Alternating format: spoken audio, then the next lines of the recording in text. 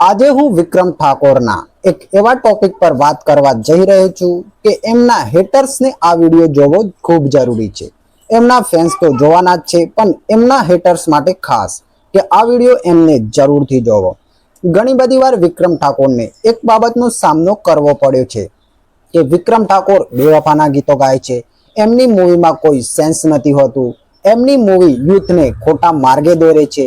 પણ હું આજે જે વિડીયો લઈને આવ્યો છું એમાં એમના હેટર્સને સ્પેશિયલી હું બતાવવા માંગુ છું વિક્રમ ઠાકોરની 5 એવી ફિલ્મો જે કે એવા સોશિયલ મેસેજ આપી જાય છે કે અત્યાર સુધી ગુજરાતી સિનેમામાં કોઈએ નથી આપ્યા। અને આ ફિલ્મો વિશે જાણીને હેટર્સ પણ કહેશે ના, વિક્રમ ઠાકોરની દરેક મૂવીમાં એક જાણવા જેવું એક સોશિયલ મેસેજ હોય છે અને એમાંથી ઘણું બધું આપણે શીખવા મળે છે। તો વિડીયોને અંત સુધી જરૂરથી જોજો અને વિડીયો ગમે તો વિડીયોને લાઈક અને ચેનલને સબસ્ક્રાઇબ જરૂર કરતા જજો। આ લિસ્ટમાં નંબર 5 પર છે 12 નવેમ્બર 2015 ના રોજ રિલીઝ થઈ વિક્રમ ઠાકોરની મૂવી અવતાર ધરીને આવું છું। મૂવીના ડાયરેક્ટર હતા આત્મારામ ઠાકોર। મૂવીમાં અભિનય કર્યો તો વિક્રમ ઠાકોર, પ્રશાંત બારોટ અને કોમલ ટક્કરે। મૂવીની સ્ટોરીની વાત કરીએ તો આ મૂવી એ લોકો માટે ખાસ છે કે જે નાની નાની વાતોમાં સુસાઇડ કરવાનું વિચારે છે અને આ મૂવી આપણને એ શીખવી જાય છે કે કોઈ પણ પરિસ્થિતિમાં સુસાઇડ આપનો રસ્તો નથી, એમાંથી કઈ રીતે બહાર નીકળવું અને એની સામે કઈ લડત લડવી, એવી એક સરસ મજાની સ્ટોરી આ મૂવી કહી જાય છે। મૂવીની સ્ટોરી એટલી સરસ રીતે પ્રેઝન્ટ કરી છે કે ભાઈ દિલને ચોંટી જશે અને તમે આ મૂવીમાંથી ઘણું બધું શીખીને જશો। હવે વાત કરીએ આગલી ફિલ્મ એટલે કે નંબર 4 પર। નંબર 4 પર આપણે રાખી છે ખેડૂત એક રક્ષક મૂવી।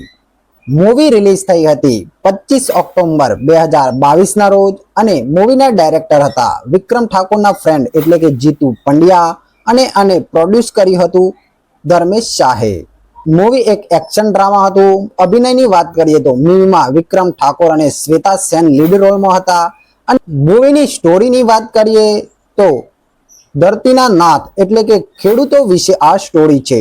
ખેડૂતનો એક દીકરો છે જે પોતાનું ભણતર ખેતી કરવા માટે છોડી દે છે અને પોતાના અધિકારો માટે ભ્રષ્ટાચાર વિરુદ્ધ કેવી રીતે લડે છે અને એમાંથી કેવી રીતે વિજય થાય છે એ જ આમાં બતાવેલું છે। ખેડૂતો માટે તો આ મૂવી જોવી જરૂરી છે અને હું તો કહું છું ગુજરાતના જેટલા પણ ખેડૂતો છે અને આમ નાગરિકો છે એમને પણ આ મૂવીથી ઘણું શીખવા મળશે। આ પણ એક સરસ મજાનો સોશિયલ મેસેજ આપીને જાય છે। હવે ચાલીએ આપણે નંબર 3 તરફ। તો મારી સૌથી વિક્રમ ઠાકોરની ફેવરાઇટ મૂવી હોય તો આ છે મા બાપના આશીર્વાદ। આ મૂવી રિલીઝ થઈ હતી 16 ઓગસ્ટ 2013 ના રોજ અને એકવાર ફરીથી આ મૂવીનું ડાયરેક્શન કર્યું હતું આત્મારામ ઠાકોરે। મૂવીમાં અભિનય કર્યું હતું વિક્રમ ઠાકોર, મમતા સોની અને કેવરી શાહને। મૂવીની સ્ટોરીની વાત કરીએ તો આજકાલના સમયની સ્ટોરી બતાવી છે। આજકાલના સમયમાં તમે ઘણા કેસ જોયા હશે પોતાના ઘરડા મા બાપને લોકો અનાથ આશ્રમ કોઈ તો રસ્તા ઉપર પણ છોડી દેતા હોય છે અને પોતાની મા બાપની વેલ્યુ એમને સમજાતી નથી। તો આ મૂવી એક એવો સોશિયલ મેસેજ આપીને જાય છે કે ભાઈ આ મૂવીથી 1 કે 2 જણા પણ પોતાના મા બાપને પોતાની સાથે રાખી લેશે તો ભાઈ મૂવી બનાવવાનો હેતુ સફળ ગણાશે। મૂવીની સ્ટોરી એટલી સરસ બતાવી છે કે તમે તમારા મા બાપ ફેમિલીને આ મૂવી બતાવશો તો ફેમિલી પણ રડશે અને તમે પણ રડશો। મૂવીમાં સરસ મજાની કહાની લખાણી છે।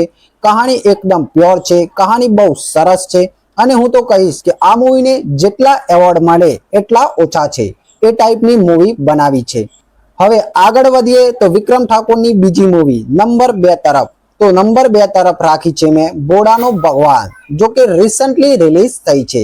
મૂવી રિલીઝ થઈ હતી 8 ઓગસ્ટ 2025 ના રોજ અને મૂવીમાં પિનલ ઓબેરોય, વિક્રમ ઠાકોર, જીતુ પંડ્યા જેવા અભિનેતા જોવા મળ્યા છે। મૂવીના ડિરેક્ટર છે હિતેશ બેલ્ડર। સ્ટોરીની વાત નહીં કરું કેમ કે મૂવી હજુ સિનેમાઘરોમાં ચાલે જ છે અને કોઈ જો જોવાનો પ્લાન બનાવતું હશે તો એમને સ્ટોરી રિવીલ થઈ જશે તો મજા નહીં આવે। કોઈ અલગથી વિડીયો મેં પછી આપણે વાત કરી લઈશું। હવે વાત કરીએ પહેલા નંબરની મૂવી મેં રાખી છે એકવાર પીયુને મળવા આવજો મૂવી।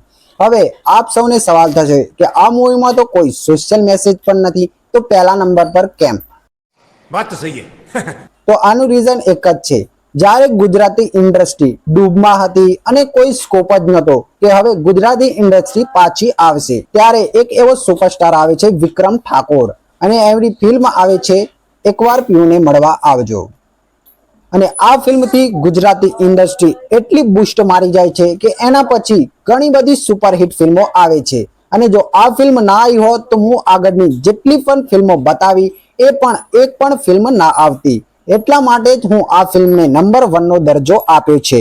એકવાર પીયુને મળવા આવજો ફિલ્મ રિલીઝ થઈ હતી 2006 માં, અને મૂવીમાં વિક્રમ ઠાકોર, મમતા સોની, હિતેન કુમાર જેવા સ્ટાર જોવા મળ્યા હતા. મૂવીનું ડાયરેક્શન કર્યું હતું હસમુખ પટેલે.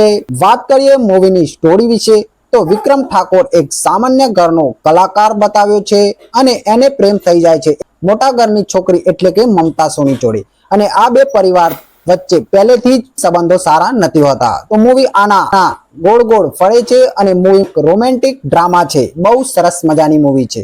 તો તમને આ વિડીયો કેવો લાગ્યો, વિડીયોને લાઈક જરૂરથી કરજો, અને તમારી ફેવરાઇટ વિક્રમ ઠાકોરની મૂવી કઈ છે કમેન્ટ બોક્સમાં જણાવજો.